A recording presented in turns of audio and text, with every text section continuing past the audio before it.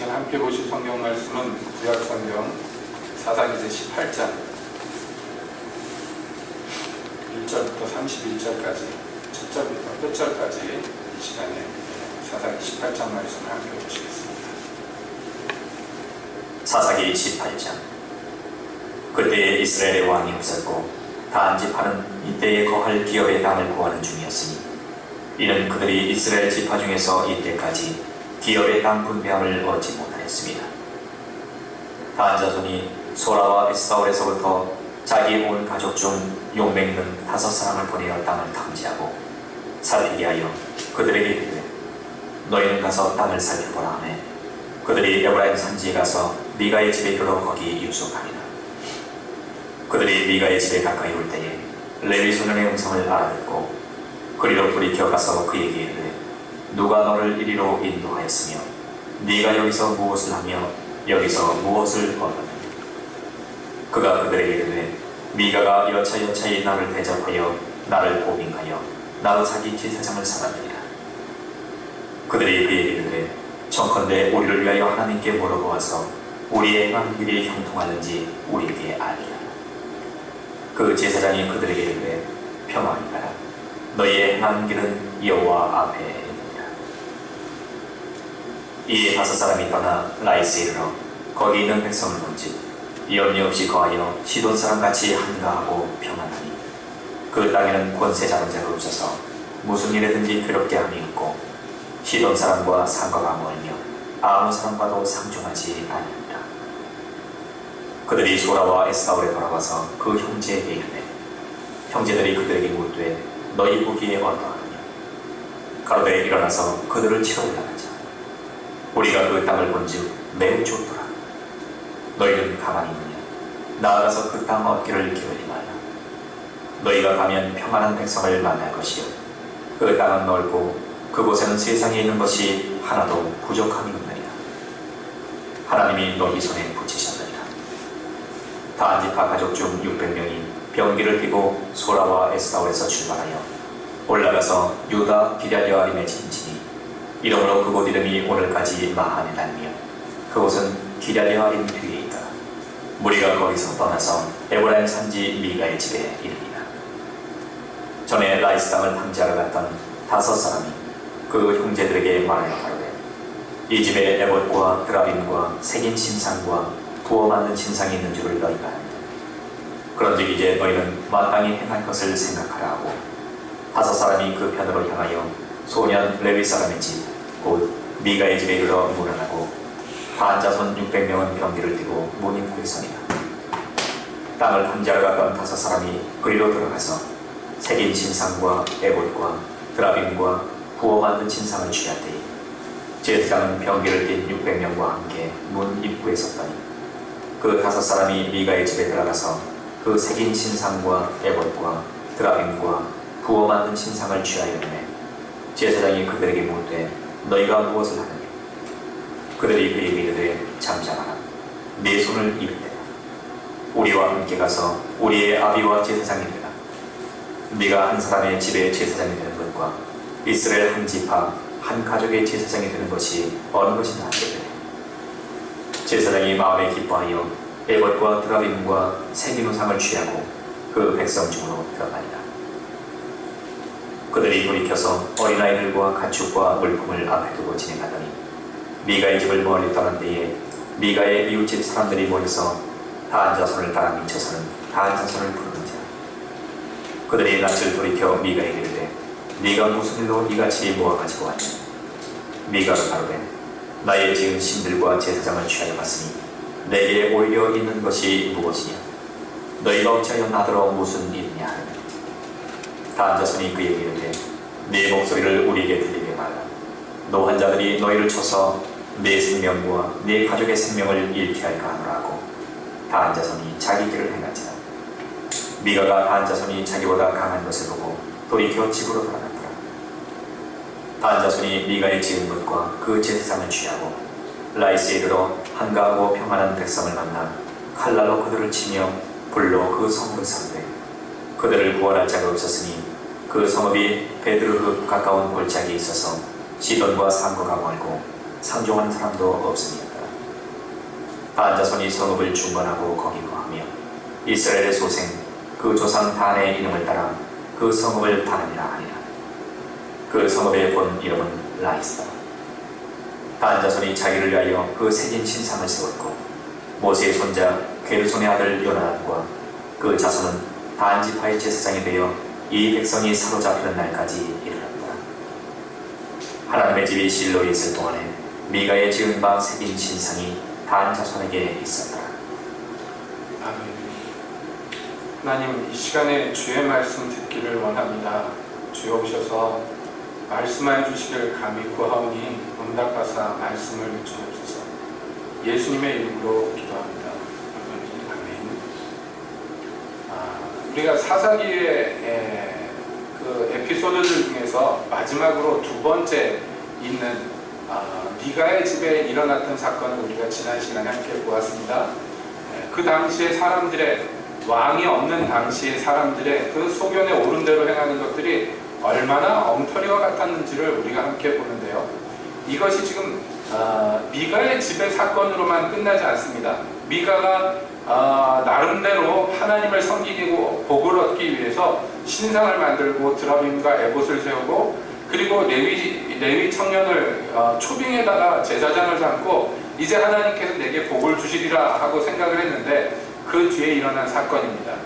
여기에서 등장인물들이 또 하나가 더 등장하는데 바로 12지파 중에 한 지파인 단지파입니다.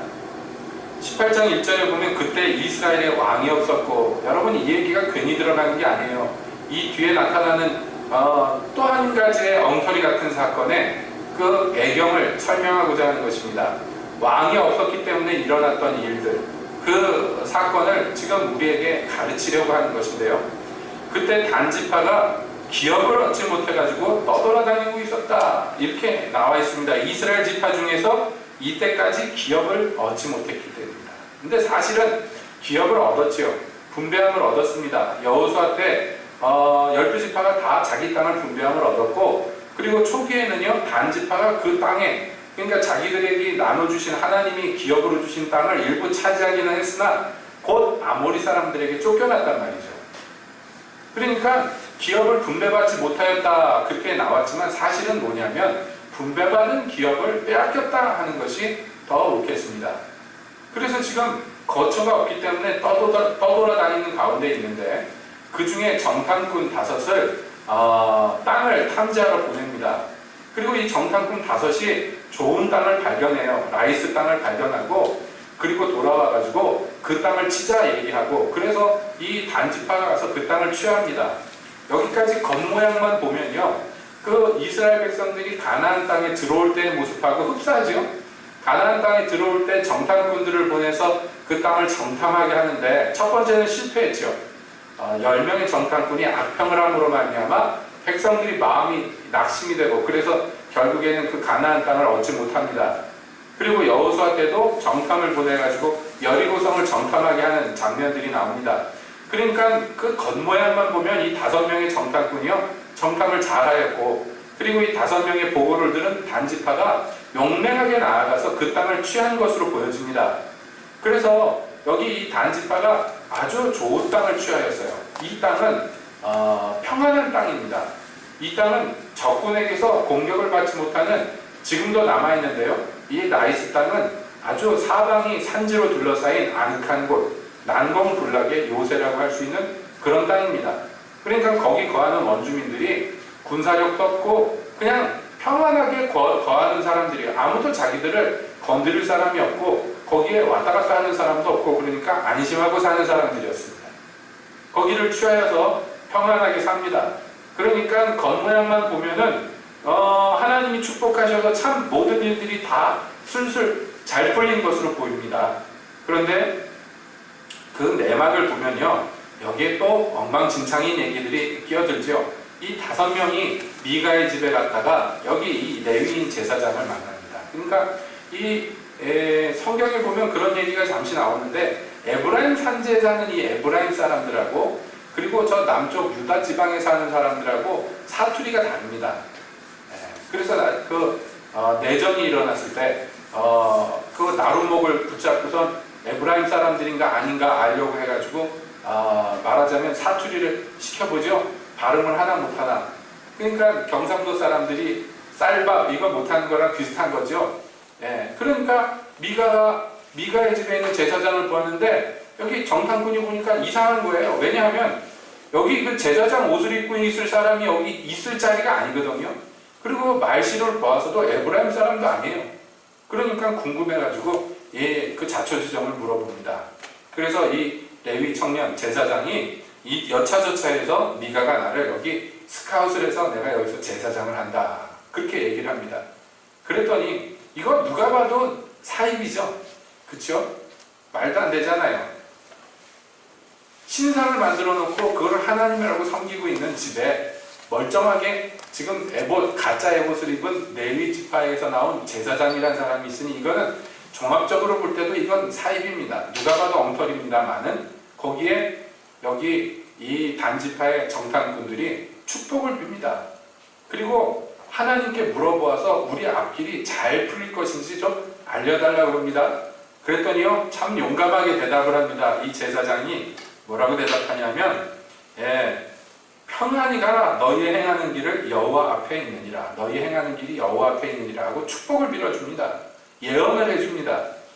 그러니까 이게 뭐냐면 물어보는 놈이나 대답하는 놈이나 이게 다 엉터리죠. 안 그렇습니까? 그거 하나님의 제사장도 아닌 게 지금 에봇을 입고 있습니다. 제사장 옷을 입고 있는데 뭐 만들 때 디자인이나 이런 거 흉내내서 만들었겠죠. 원래 제사장복하고 흡사하게. 게다가 여러분 이스라엘에서 제사장 때 물어보면요 그 답이 즉각 나옵니다. 왜냐하면 가슴에 우림과 둠림이라는 것을 장착하게 되어 있는데 이 원래 제사장은요 그것이요 정확히 어떻게 작용하는지는 모릅니다만은 그것이 하나님께 물으면 바로바로 대답이 나오는 장치입니다. 그래서 우리는 그 명칭만 알죠. 우림과 둠림이라는 명칭만 알지 그게 뭐 어떻게 작용하는지 몰라요. 그래서 대체적으로 상상하기를 아마도 무슨 보석과 같은 게 있는데 그게 물어보면 색깔이 나타나는 거 아닌가.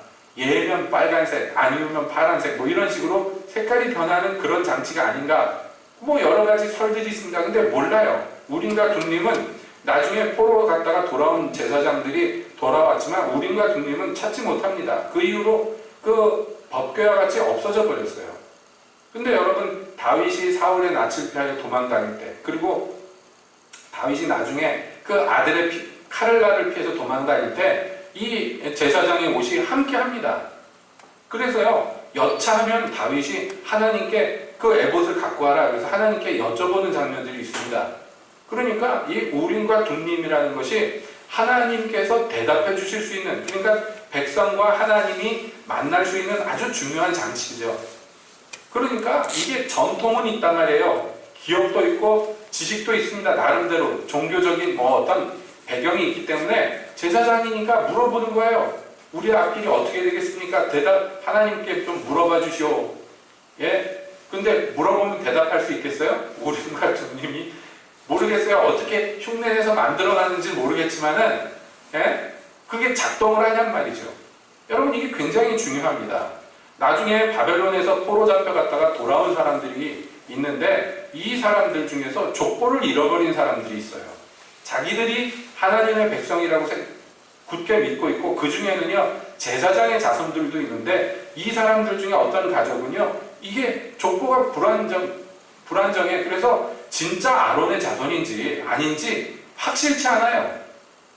그러니까 이 사람을 이스라엘 가운데 받을 것이냐 말 것이냐 결정할 때 뭐라고 하냐면 우림과 둠림이 있는 제사장이 나타날 때까지 이들이 제사를 지내지는 못하게 한단 말이에요. 확실하지 않기 때문에.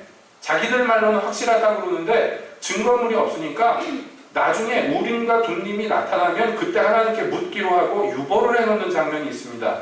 그러니까 이게 하나님께 물을 수 있는 굉장히 중요한 장치예요. 근데 사실은 여기 있는 이 가짜 제사장이 그게 있겠어요 없겠어요? 있을 리가 없지. 그렇지 않아요? 있을 리가 없잖아요. 그런데도 물어봅니다. 그런데요 천연덕스럽게 대답해 줍니다. 이게 엉망진창이라고요. 그러니까 이 모양만 남은 경건이라는 게 얼마나 이게 코미디 같은 건가 생각을 해보면 참 그렇습니다. 예를 들어서 천주교에서 아기를 낳으면은 영세라는 걸 베풀죠. 그 신부 앞에 데리고 나오면요, 아기한테 이렇게 세례를 베풀면서 전통적으로 해주는 말들이 있어요. 예, 그 마귀가 가까이 하지 못하도록 축복의 말을 빌어주고요. 그 다음에 신부가요, 이렇게 성령을 받으라. 그리고 아이를 향해서 후 하고 숨을 내쉽니다. 그럼 그 아이가 성령을 받아 충만해지는 거예요? 세례요한처럼? 그럼 참 좋겠습니다만은 그럴 리가 없죠. 그럴 리가 없을 뿐만 아니라 애들의 부모도 그걸 기대하지도 않고 숨을 후 하고 내쉬는 사람도 기대하지 않아요. 그런데 해. 왜냐하면 오랫동안 해왔어요. 이게 근거가 어디에서 나옵니까? 부활하신 예수님이요, 제자들 숨어있는 방에 찾아오셔가지고 숨을 내쉬면서 그들에게 축복하실 때 성령을 받으라 하며 숨을 내쉬는 장면이 있어요. 그 흉내를 내는 거예요. 모양을 따라하는 것입니다. 그런데 후 불면 성령을 받냔 말이에요. 받겠어요? 안 받겠어요? 안 받지, 물론. 근데 왜 합니까, 그거를? 그냥 모양만 남은 거예요. 근데 제가 예전에 그런 얘기를 들었습니다. 어떤 미국의 목사님이 부흥회를 인도하다가 성령의 충만함 받아가지고 성도들을 향해서 성령의 충만함 받아라 하면서 마이크를 잡고 부는 장면이 있는데 사람들이 성령의 충만을 받아요. 진짜. 그거는 의미가 있는 행동이에요. 성령께서 감동하셔서 하는 거니까. 마이크를 잡고 하니까 소리가 나잖아요. 부는 소리가. 지금도 났죠? 그 충만함을 팍 받아요. 사람들이. 난리가 납니다. 그런 거는 의미가 있지만 그렇지 않은 이 모양들은 다 뭐예요? 이건 사실은 좀 심하게 얘기하면 이건 코미디입니다. 쇼입니다. 여러분, 이런 것들이 버젓이 자행되는 이유는 무엇이냐면 그들에게 왕이 없기 때문이다. 이게 답이에요. 그러니까 하나님을 경외함이 없어요. 하나님을 두려워함이 없고 진짜 하나님이 있다고 생각도 하지 않아요. 그렇지 않아요? 그럼에도 불구하고 하나님께 복받기는 원해요. 정확하진 않지만 기왕이면 믿져야 본전인데 하나님이 복 주셨으면 좋겠어. 그러니까 여기 물어보는 사람들이 사실은 그 가짜 제사장이 하는 말이 진짜라고 생각하겠습니까? 아니죠. 사람들이 돈 주고서 부적 같은 거 사가지고 벽에다도 붙여놓고 속옷에다도 집어넣고 그러는데 진짜 그게 효력이 100% 있다고 믿고 하는 거겠어요? 아니죠. 그러나 해놓으면 안 한 것보다 좀 낫지 않겠는가? 그런 조그만 기대를 가지고 그런 거 해놓는 것이죠. 여러분, 하나님은요, 하나님의 말씀이나 하나님의 축복은요, 이런 부적하고 다릅니다. 하나님께 나아가는 자는 그가 계신 것과 그가 자기를 찾는 자에게 상 주시는 이심을 믿어야 된다 그랬어요. 그러면 진짜 믿어야지. 진짜 믿어야지. 그냥 부적처럼 사용하면 안 된단 말이에요. 하나님과의 관계를. 여기 미가의 집에 와서 물어보는 단지파 사람들이나 그거 대답해주는 이 가짜 제사장이나 지금 하는 게 이게 뭡니까? 진짜로 하나님을 계신 줄로 믿고 그분께 빌면 진짜로 상 받는 줄로 알고 하는 거 아니에요. 이거 그냥 안 하는 것보다 좀 낫지 않는가? 예? 기왕이면 이런 얘기 들어주면 서로 덕담하는 것처럼 좋지 않는가? 그런 수준입니다. 그런데 다행인지 불행인지 모르겠는데 그 미가의 집에서 떠난 정탐꾼들이 글쎄 좋은 땅을 발견했어요. 그래 돌아와가지고 자기 지파에게 돌아와서 그것을 보고합니다. 보고하면서 우리가 그것을 가서 취하자 그러면서 뭐라고 얘기하냐면 하나님이 그 땅을 너희 손에 붙이셨느니라. 정탐꾼들이 담대하게 얘기합니다. 이거 왜 하나님을 끌어다가 놉니까?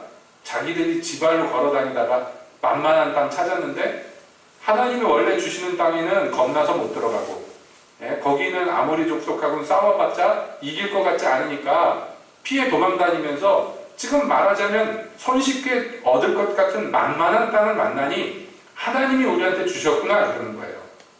그럼 무슨 헛소리입니까? 하나님이 자기들에게 주신 땅 문서화로 완전히 여기부터 여기까지는 단지파 성경에 이렇게 기록된 땅이 이미 있었는데 제비 뽑아준 땅이 이미 있잖아요. 하나님이 여호수아를 통해서 나눠준 땅. 그거는요 암만 계산을 머릿속에서 굴려봐도 도저히 얻을 가망성이 없는 거예요. 그 땅은. 그래놓고 이제 만만한 땅을 얻으니 이게 하나님이 주신 것이다.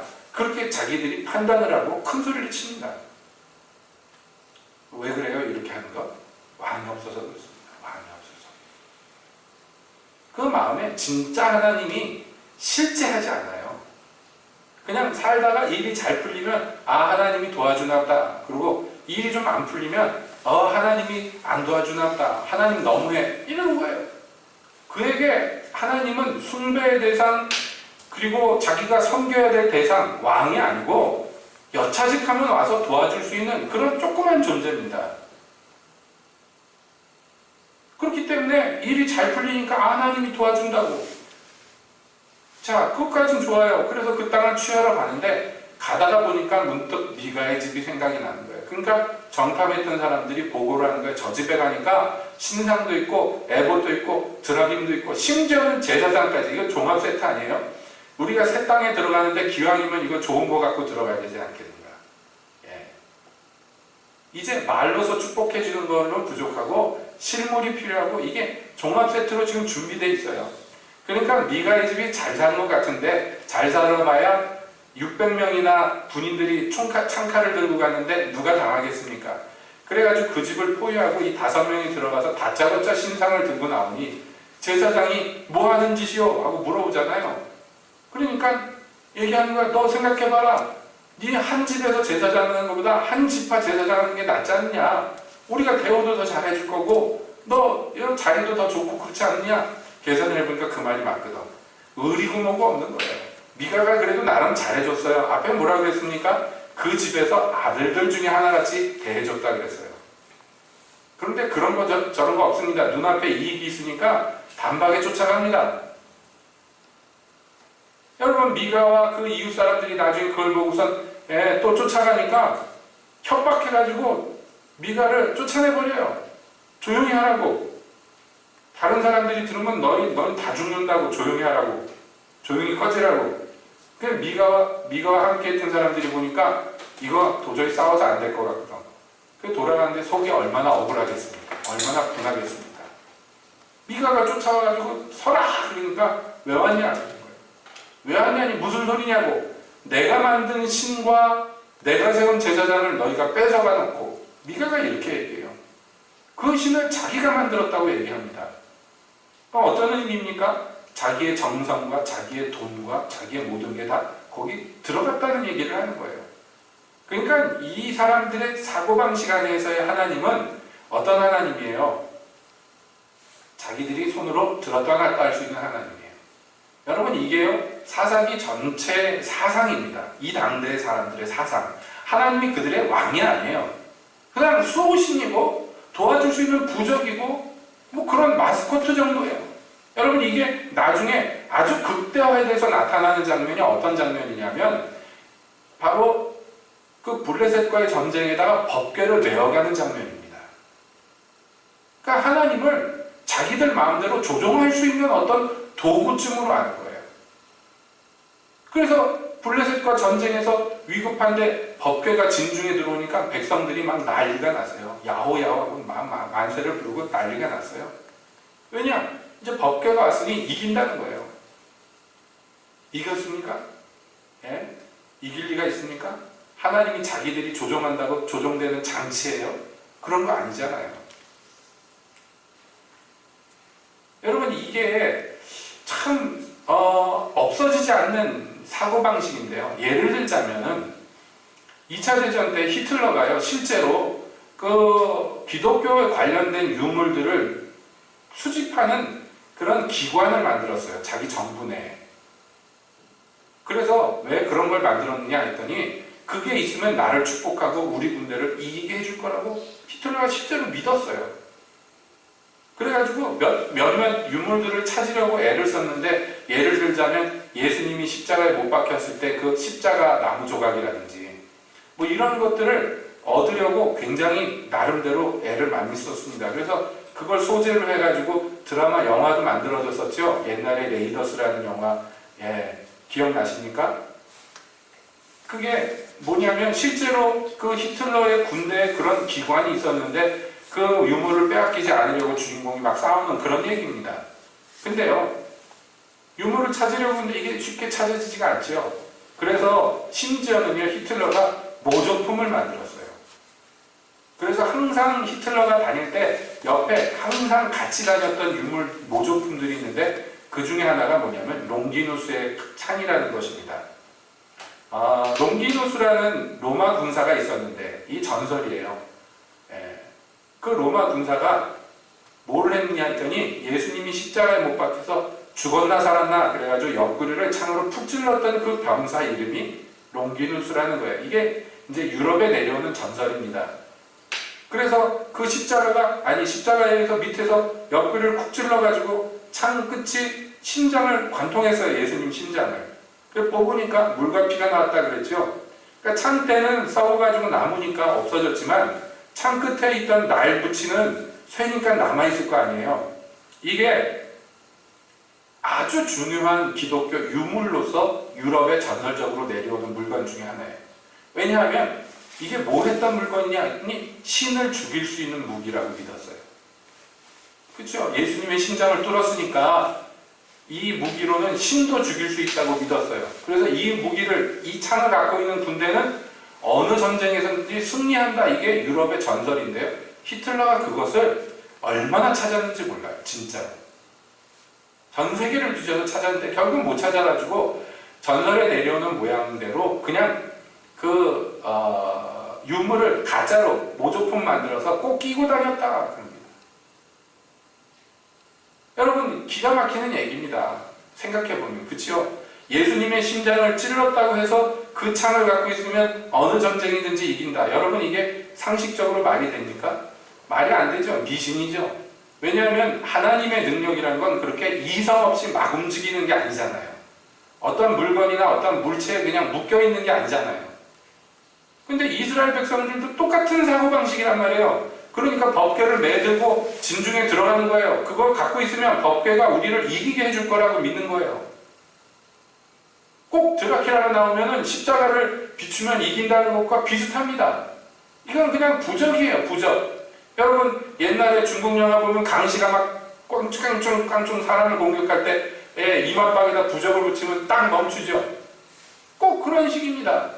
하나님이라는 이름, 하나님이라는 신이 우리를 도울 수 있는 어떤 장치, 물체로만 여겨지면 여러분 이거는요 그냥 문자 그대로 우상이죠. 절대 왕이 아닌 것이에요. 왕이라는 것은 내가 마음대로 조종할 수 있는 그런 도구가 아니잖아요. 그런 자리가 아닙니다. 왕이 나를 다스리고 왕이 나를 통치하는 것이지 백성된 자가 왕을 통치한다? 여러분 이건 왕이 아니죠. 명목이 왕이라 할지라도 왕이 아닌 거예요. 실제로는. 그러므로 어느 나라나 어느 제국이나 끄트머리에 가면은 그 마지막 왕 때 가면 비참하죠. 그 왕의 신세가. 그 명칭은 왕이지만 아무도 왕으로 인정을 해주지 않고 권력이 없잖아요. 그 허수아비 노릇하다가 결국엔 죽든지 아니면 왕위를 물려주고 쫓겨나든지 그러는 거예요. 여러분 그거 호칭이 왕이라고 해서 왕이 아닌 것입니다. 예전에 그 개봉했던 영화 중에 마지막 황제 그런 영화도 있었죠. 청나라 마지막 황제 그 비참한 얘기를 갖다가 영화로 미국에서 만든 겁니다.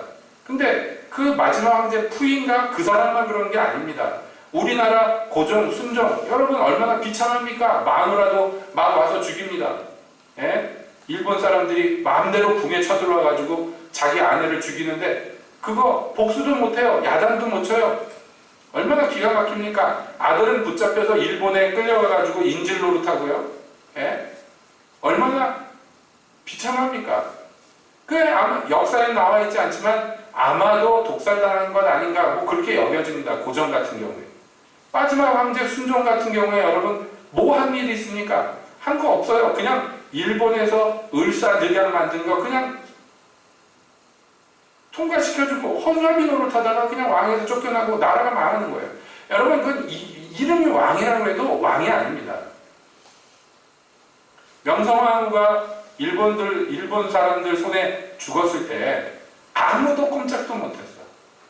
그런데 어떤 청년 하나가 너무 화가 나서 감히 우리나라 왕비를 일본 놈들이 죽이다니 화가 나가지고 칼을 한 자루 품고 길을 행하다가 일본군 장교가 지나가는데 가가지고 찔러서 죽여버렸어요. 그래서 붙잡혀가지고 도망다니다 결국에 붙잡혀가지고 재판을 받아서 사형 선고를 받았습니다. 이 청년이 이제 사형 죽게 됐어요. 인천 형무소에 갇혀가지고 죽게 됐는데 딱 그 시점에 무슨 일이 있었냐면 한양에 있는 궁궐하고 인천하고 전화선이라는 게 처음 놓여졌어요. 그게 우리나라의 최초의 전화선입니다. 그래서 그 전화기를 들고 고종 황제가 그 청년이 사형 안 당하도록 감형해줘라 하는 명령을 내렸어요. 황제가 고작 할 수 있는 명령이 그거였어. 황제가 좀 봐줘라. 그래서 일본 순사들이 일본 그 사람들이 사형 선고를 받았는데 감형을 해줬어요. 그래서 죽지 않게 됐어요. 그 청년이. 그 청년이 누구냐면 바로 김구 선생입니다. 김구 선생 사형당하기 3일 전에 전화선이 놔져가지고 그걸로 고종 황제가 전화를 걸어서 인천형무소에서 사형 집행만은 면하게 해달라 그래가지고 그래서 간신히 사형 집행 감형을 당하고 나중에 감옥에서 도망쳐가지고 여러분 아시는 바와 같이 상해 임시정부에 수반이 됩니다. 황제라는 사람이 할 수 있는 게 고작 그거예요. 그냥 그 한 사람 어떻게 죽지만 않게 해줄 수 있는. 그러니까 이름만 황제지 나라를 들었다 놨다 할 수 있는 권력 자체가 없는 것입니다. 허수아비죠. 여러분, 하나님이 우리에게 허수아비입니까? 네? 생각해 보세요. 하나님이 원하시는 게 이렇게 있고 내가 원하는 게 있어.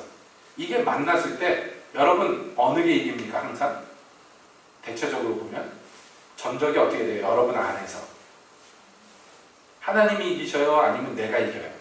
솔직하게 10번 이게 부딪히면 몇 번 정도 하나님이 이기던가요? 솔직하게 대부분 보면 안 그런 분도 있겠지만 대부분 보면 내가 이겨요. 그러나 장기간 보면 항상 하나님이 이기시죠. 왜냐하면 내가 내 모습대로 하다가 꼭 피를 보고 나서 나중에 굴복을 하는데 바로 그 순간에는 누가 이기느냐? 대부분 보면 하나님이 이깁니다. 특히 하나님이 원하는 것이 내가 원하는 것과 정반대인 경우, 내가 정말 싫어하는 경우는 대부분 내가 이겨요. 하나님이 원하는 것 내가 조금 그래 그 정도면 할만하다 싶은 거는 하나님이 이기시는데 그건 이겼다고 볼 수가 없고 그냥 타협하는 것이고 정면으로 부딪힐 때 대부분 내가 이기는 경우가 많고요. 심지어는 이게 부딪히지도 않는 경우가 많아요. 어떤 경우냐? 지금 오늘 우리가 사사기에서 보는데 여기 등장인물들 중에 누가 하나님 눈치 본 사람이 하나라도 있습니까? 여기 등장인물들 중에 이러면 안 되지 않나? 이런 생각을 가진 사람 아무도 없고요. 그냥 다들 제 마음대로 해요. 여러분 여기 이 장면들을 보면 우리나라 조폭 영화에서 깡패들이 쇠파이프 들고 가가지고 남의 영업장 쳐들어가서 뭐 빼앗아 오고 그런 거랑 흡사하지 않아요? 뭐 약육 강식의 세계예요. 그냥 미가도 나쁜 놈이지만 누가 나쁘다 좋다 얘기할 수 없어요. 그냥 힘센 놈 마음이에요. 아무도 하나님한테 신경을 쓰지 않아요. 조용히라도 하나님을 등장시키지도 않아요. 자기들의 무대에. 오로지 지들밖에 없어요. 그래서 제 할 마음대로 합니다. 제 마음껏 움직입니다. 그래서 결국엔 그 땅을 차지한 반지파가요. 거기서 그 신상을 하나님이라고 섬기고 거기 제사장을 세워놓고 쭉 그 제사장 노릇하게 했는데 놀랍게도 그 제사장의 이름이 등장합니다. 말미에 보면. 그런데 우리말 성경에 모세의 손자 게르손이라고 나오는데 사실은 게르손은 손자라기보다는 아들이죠. 그러니까 모세의 자손이 레위 지파니까 뭐 여러 가족들이 있는데 심지어 이 레위 청년은 심지어 모세의 직계예요. 레위 지파들 중에서도. 아론의 직계는 아니지만 모세의 직계. 그러니까 지금 이 나라가 이 민족이 얼마나 엉망진창인가 보세요. 모세의 직계인 게르손의 아들 요나단의 자손이에요. 요나단과 그 자손이에요. 이 사람들이 그 모세 정말 그 위대한 선지자의 자손 중에 하나인데도 불구하고 여기 단지파한테 와가지고 멀쩡하게 거기서 신상, 금신상을, 은신상을 하나님이라고 섬기는데, 예, 그게 언제까지 그러느냐? 이 백성이 사로잡히는 날까지 그랬다. 그래서 이게 논란의 여지가 있는데요. 나중에 아수르한테 사로잡힐 때까지 이랬겠는가? 그건 아닌 것 같고, 왜냐하면 다윗 왕이 다스릴 때, 솔로몬 왕이 다스릴 때 설마 그거를 용납했겠는가? 그러니까 아마도 그 전에, 예? 그러니까 우리가 아는 바대로 다윗 왕이 세워지기 전에 그 이민족들이 얼마나 쳐들어오고 얼마나 이스라엘을 농락했습니까? 그때 이 단지파가 많이 고생을 했겠구나 하고 그냥 짐작할 따름이에요. 왜냐하면 그 다음 절에 31절에 하나님의 집이 실로에 있는 동안에 미가의 지은 바 새긴 신상이 단 자손에게 있었다라고 결론을 짓기 때문입니다. 여기 하나님의 집이 실로에 있을 때라고 얘기하는 게 어떤 때인지 아십니까? 이게 사사시대예요. 사사시대. 하나님의 집이 실로에 있을 때가 언제 이게 변화됩니까? 예? 다윗이 왕에 올라갔을 때 이게 끝나요. 이 일이. 사실은 그 전에 끝났어요. 예, 왜냐하면 실로에 있던 법궤가 블레셋 땅으로 빼앗겼을 때 실로에는 그냥 장막만 남아있는 법궤가 없어져 버립니다. 이 법궤가 나중에 돌아옵니다만 실로로 돌아가지 않아요. 이것이 나중에 결국에는 다윗 왕이 지은 장막에 예루살렘 성에 있는 이게 다윗의 장막이죠. 실로에는 빈 장막이 있는 거고, 예, 그 장막은 광야에서 만든 그 장막이고, 다윗이 지은 장막은 이거는 뭐 아무것도 아닌 장막인데 그게 법궤를 모시고 있음으로 해서 정통성이 바뀌죠. 그러니까 그때가 될 때까지 단지파는 여전히 이 우상을 섬겼다라고 얘기합니다. 그러니까 이 때가 언제냐? 왕이 없는 때라고요. 왕이 없는 때. 왕이 없으니까 이런 일들이 그냥 자행이 되었다라고 성경이 이야기하는 거예요. 가짜 신을 하나님이라고 섬기고 거기 가짜 제사장이 있습니다. 근데 놀랍게도요, 이게 다윗 왕 때 그치지만 이게 다시 회복이 돼요. 언제 회복이 되냐면 여로보암이 북쪽 이스라엘 세우고 나서 금송아지를 만들어 놓고 이게 여호와 하나님 너희를 애굽에서 건지는 신이다. 그래 놓고 그 다음에 가짜 제사장을 세우죠. 근데 이 신상을 어디다 세웠냐면 베델과 단에다 세웁니다. 이게요, 무시할 수 없는 건데 뭐냐면 이게 영적인 흐름이라는 거예요. 영적인 흐름. 왜 그 많은 도시들 중에서 베델은 이해가 갑니다. 왜냐하면 베델은 원래부터 유서 깊은 하나님과 관련된 동네니까 뭔가 정통성을 위해가지고 거기에다가 이 금송아지 세웠다. 이해가 갑니다. 여로보암이 한 거. 그런데 이 단은요, 가장 북쪽에 있는 도시예요. 가장 변방입니다. 그래서 일반적으로 이스라엘 땅을 얘기할 때 단에서 브엘세바까지 이렇게 얘기하잖아요. 그건 북쪽 끝에서 남쪽 끝까지를 얘기하는 것입니다. 그러니까 가장 끄트머리에 있는 도시인데 왜 하필이면 거기에다 금송아지를 세웠을까? 여러분, 이 우상숭배의 잔재가 영적으로 남아있는 거예요. 그게 기회만 되면 불쑥불쑥 나타나는 거예요. 여로보암이 금송아지 만든 것도 마찬가지입니다. 이게 전통이 있는 우상 아니에요? 전통이 있는 우상입니다. 시내산 밑에서 아론이 만든 그 우상이 그때 모세의 손에 박살이 나는데 수백 년이 지난 후에 여로보암의 손으로 다시 부활돼요. 여러분, 이게 우연이 아닙니다. 그 뿌리가 잔재라는 것이요, 이렇게 무서운 거예요.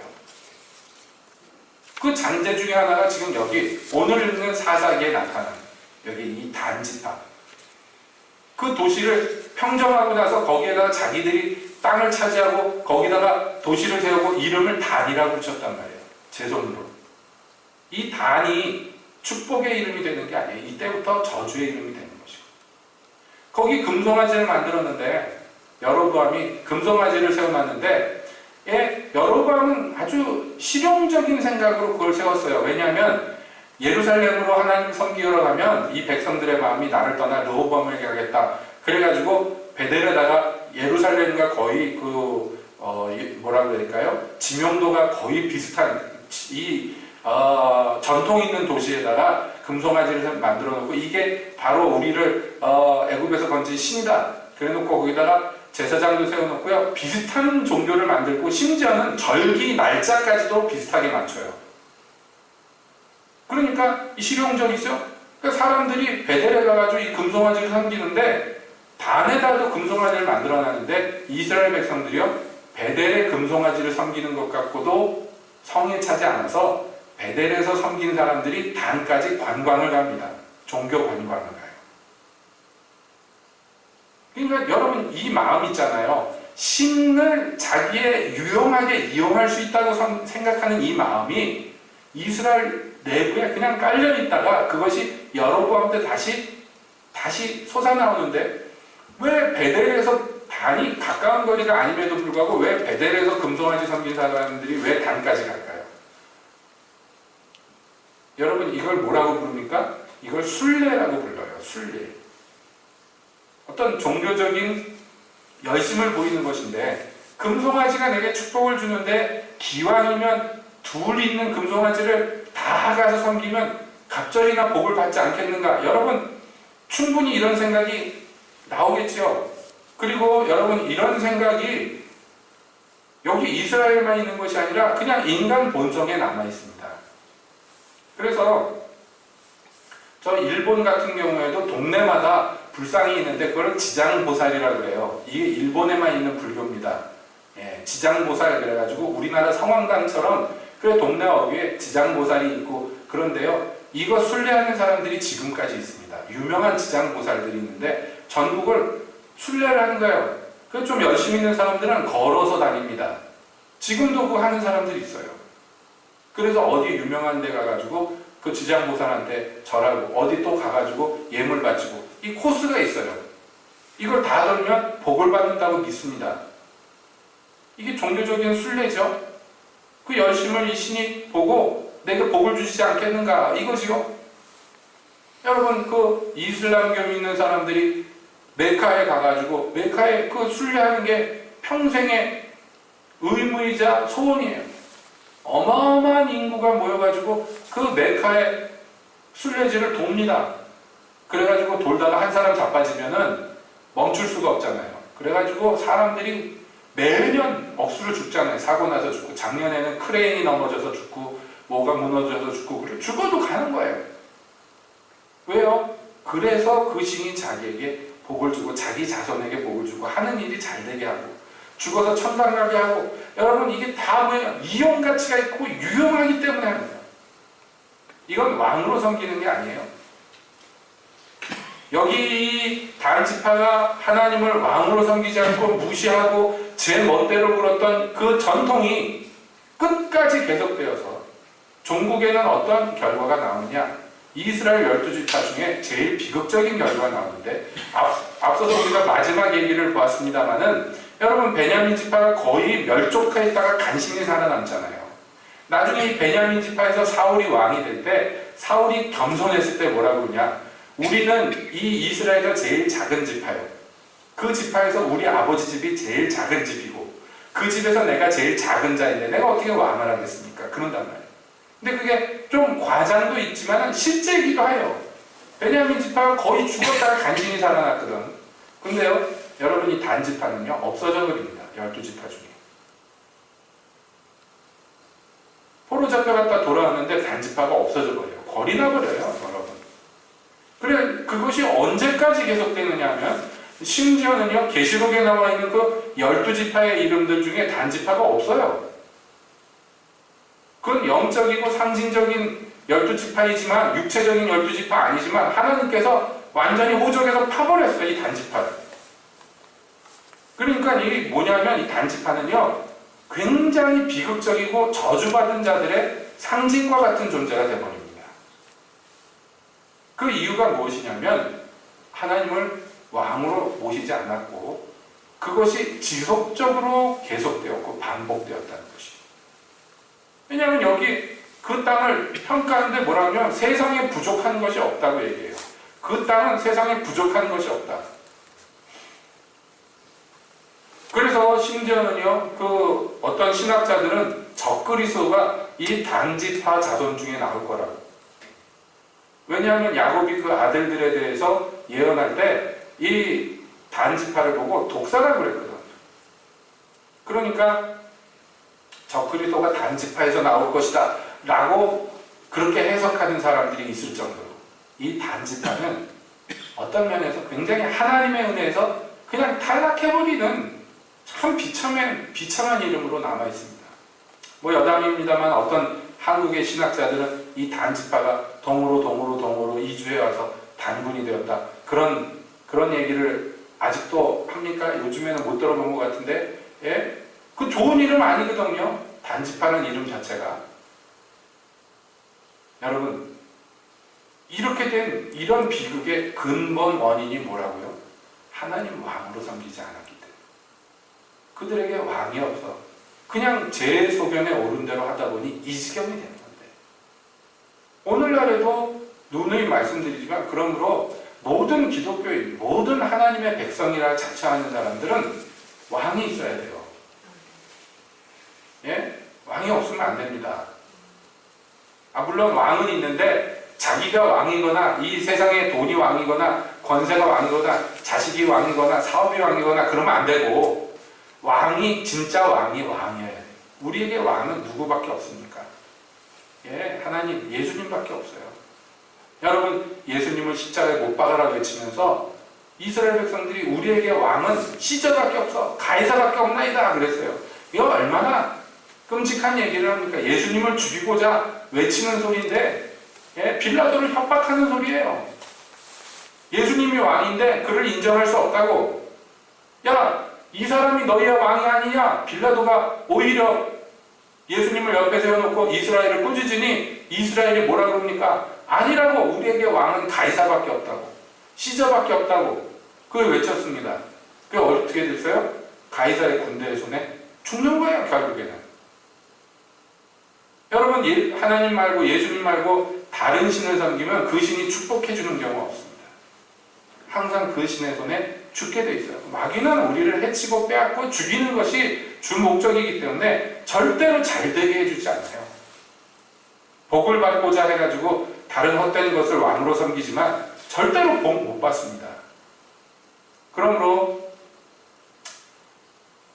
여러분께 간절히 권면드립니다. 여러분, 우리가 기왕의 신앙생활하는 거, 예, 하나님을 왕으로 섬겨야지. 그쵸? 이거 자꾸 훈련해야 됩니다. 왜냐하면 여태껏 내가 왕 노릇한 게 몸에 배있기 때문에 하루아침에 화닥 바뀌지가 않아요. 이게 자꾸 바뀌어야 돼요. 그런 얘기 종종 듣습니다. 은혜롭게 예배 마치고 기도를 마치고 나서 목사님, 성령님이 저한테 이렇게 하라고 감동하시는데 어떻게 할까요? 순종하세요. 근데 나중에 좀 지나고 보면 안 해.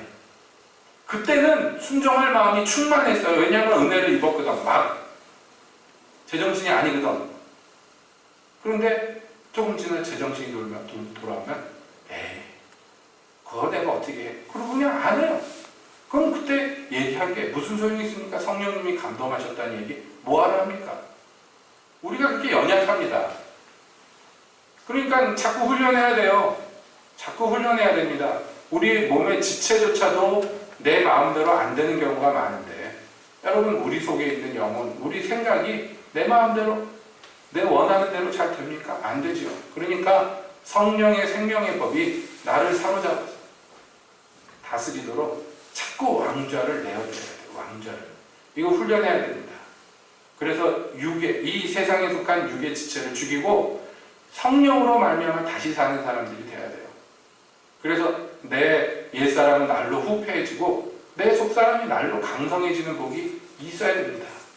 그래서 그 강성한 내 새사람, 새로 창조된 내 속사람이 건전한 마음으로 계속해서 하나님께 왕좌를 내어드리면 그것이 우리의 제2의 천성이 되고 습관이 되고 능력이 되면 여러분 정말로 하나님을 온전히 섬기는데 이르지 않겠습니까? 그런 축복이 우리 교회와 출입하는 모든 성도들 한 분 한 분에게 있기를 예수님의 이름으로 축복드립니다. 아멘. 기도하겠습니다.